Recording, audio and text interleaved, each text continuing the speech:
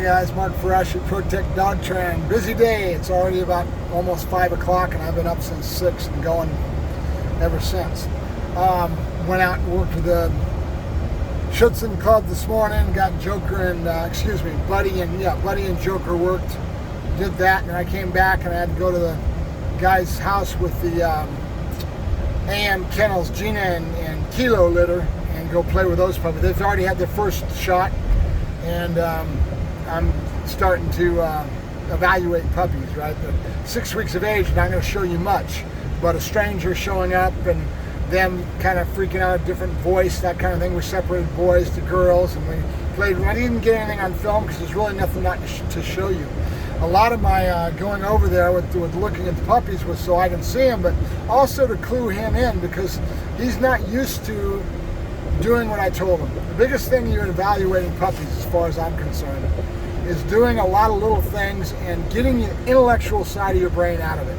People always want to be judgmental, and they're looking at things with the front of their brain, and right away saying, is this right, is this wrong, and being judgmental again with the front of their brain.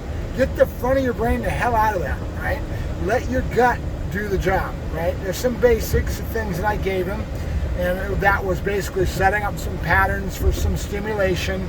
I had a rattlestick with me, so that was my new sound. I was a new individual in their pack. They don't know my voice. I washed my hands real good, bleached in water, made sure I was disinfected, hung my hand over the side of the cage and let them smell it and talk to them and kind of observe that. But again, none of it am I looking at that in a judgmental way and intellectual side of my brain. I'm letting my instincts do the job, and because your gut will be the one that serves you best with observation, with day after day of dealing with these puppies, cleaning the kennels and setting up some kind of pattern, right? And you want to set up pattern at this young age. So I saw right away, I just asked him a bunch of questions, and I said, what do you do at night when you come home and clean? He goes, I put them in the kennel. Well, right away I said, why don't you get some towels, hang them up by a string and put them on the side of the kennel, so when you put those puppies into that run, they'll have that, and you kind of play with it a little bit, get them excited about it, and then walk away, do your thing, go clean your yard, whatever you're doing to deal with the puppies, and leave them alone. Let them get into that play toy, tugging on it and going crazy. So that every day that you come home, you do somewhat of a similar pattern that you're going to approach them. Another thing that I do a lot, and this is something I clued him into, I do a puppy call. When I'm bringing the food out, okay? That's my first intellectual, here I go with the words, anchor, right? It's a mental anchor that you're giving them if they hear the sound that basically means something to them that's very positive. Here comes the food, right? Put down the food, they all come running, they come into it, right? So now that is your first anchor, right? Their first thing, it's a positive association that they can get associated with, and now they get used to that sound. Now when I do things like that rattlestick today, kind of freaked them out a little bit. They're only 6 weeks old, I don't expect any different. So I right away would take the rattlestick and I rattle stick. Now I've put that anchor in with a new sound, right? They're going to come to accept that and think of positive thoughts a lot easier and a lot faster, right? So anchors are an aspect of it.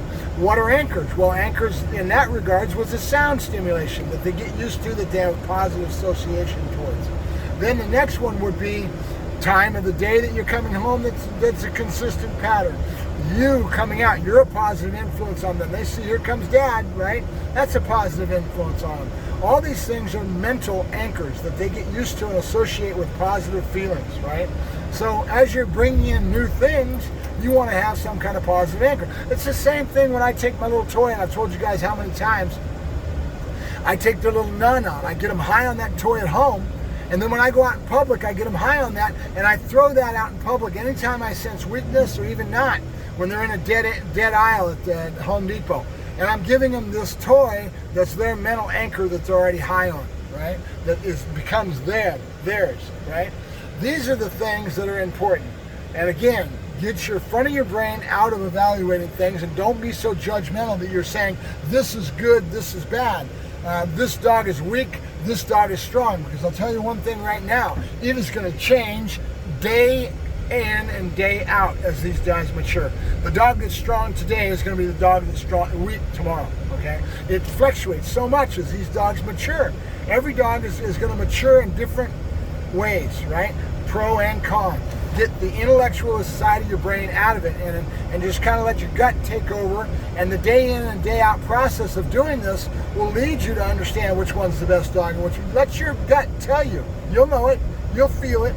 And the more you practice this, the more. This is his second litter that he's dealt with. He dealt with a litter from Arrow that I bred to Gina, and now this is another Gina litter that he bred to his AM kennel dog. So now they've got 2 AM kennels with BRN numbers. This is his second experience at it, right? Get your intellectual side of your brain out of it and let your instincts start to help you out. And after time goes along, you will start to add all this up on the intellectual unconscious side of your brain. That is where you need to be. Feeling, right? Feeling an animal. The good horse trainers, the good dog trainers are those that have that gut feeling, that can feel.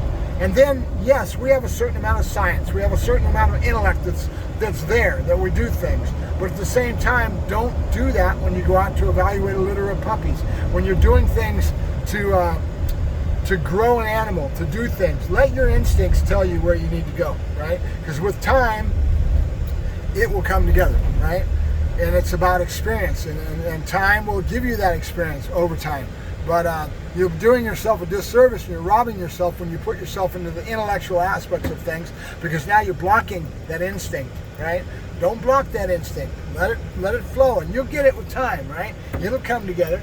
So a little bit of a yak session on my way home from evaluating puppies, and it was kind of what I was telling him, so that he starts to learn and grow as he starts to see these puppies, right? So that's what it's all about. I'll talk to you later. Have a good week, you guys. Be safe, and I'll see you the next time. Mark Ferrasci, Protect Dog Training, signing off. Bye-bye.